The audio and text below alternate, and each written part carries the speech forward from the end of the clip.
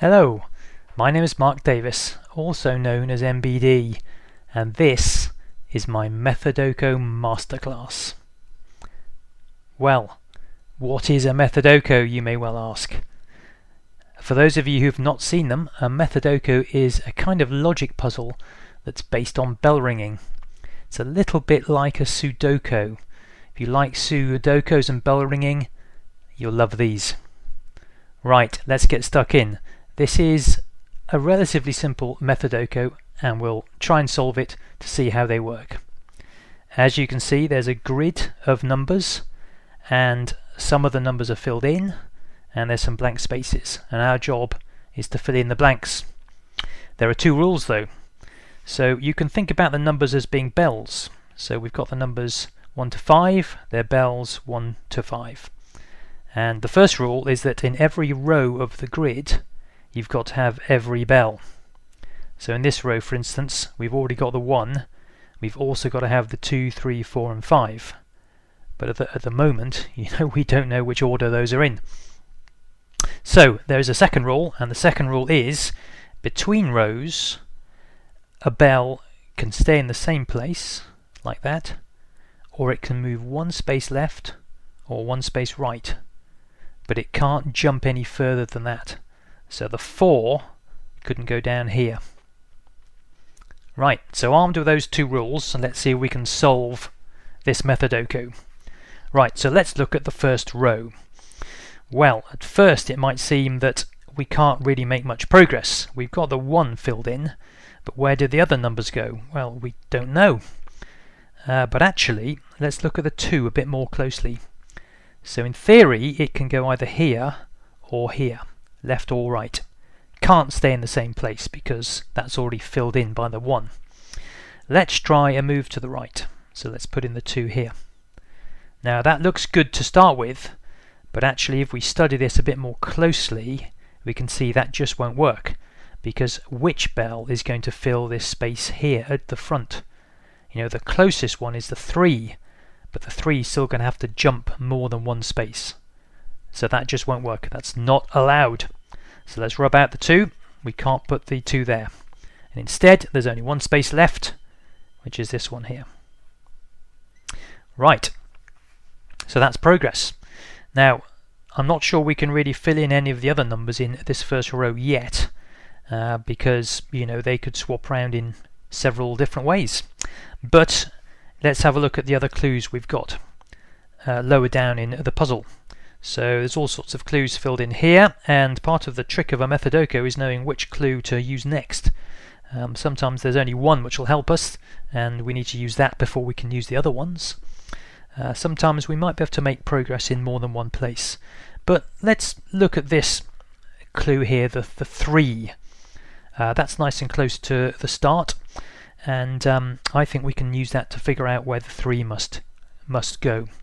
So again, if we look at the position here, the 3 has only got 2 spaces that it could have come from to reach there, and actually it can't have come from here for the same reason as we found with the 2 in the first row, because then you've got this jump between these spaces here which is too big.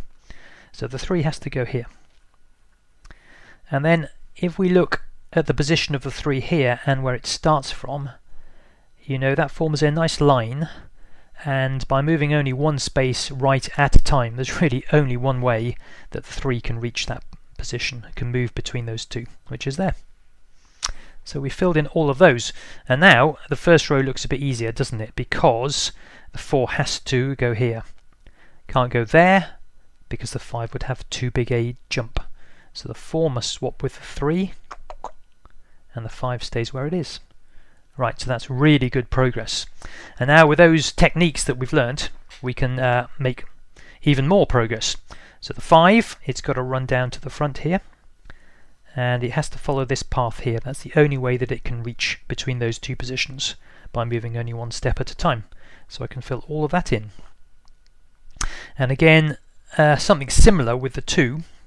So the 2's got to get between these, the right to the front and right to the back, in this space. It's not much.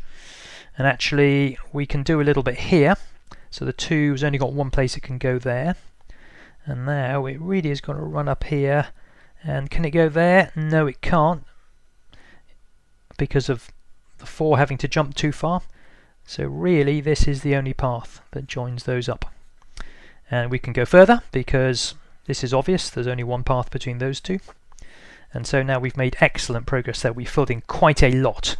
And there's some gaps now we can fill in. For instance, the 4 has to come down here. That's the only place left for it. You can even push it to there. And the 3 has to come down through these remaining spaces. So we've done half of the puzzle. That's fantastic. And we can use those same techniques to fill in the rest. So the 3 has got to come down here, which means actually there's only one space for it at the end. And the 5 is then left only these spaces. Oh, it's got to go there, which means the 2 has to go here. And it's just the 4 left to fill in. And we've done it.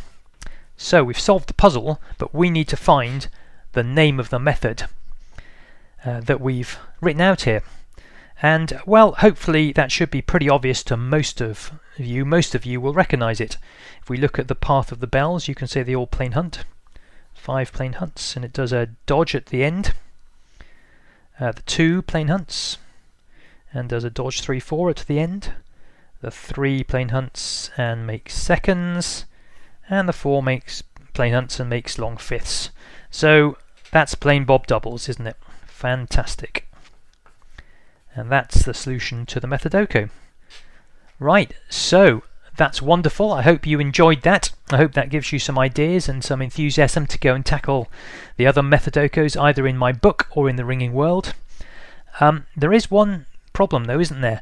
This was a nice familiar method, but most Methodokos, the result of them will be something you don't recognize. There'll be something very strange, something you haven't rung or you're not likely to have rung.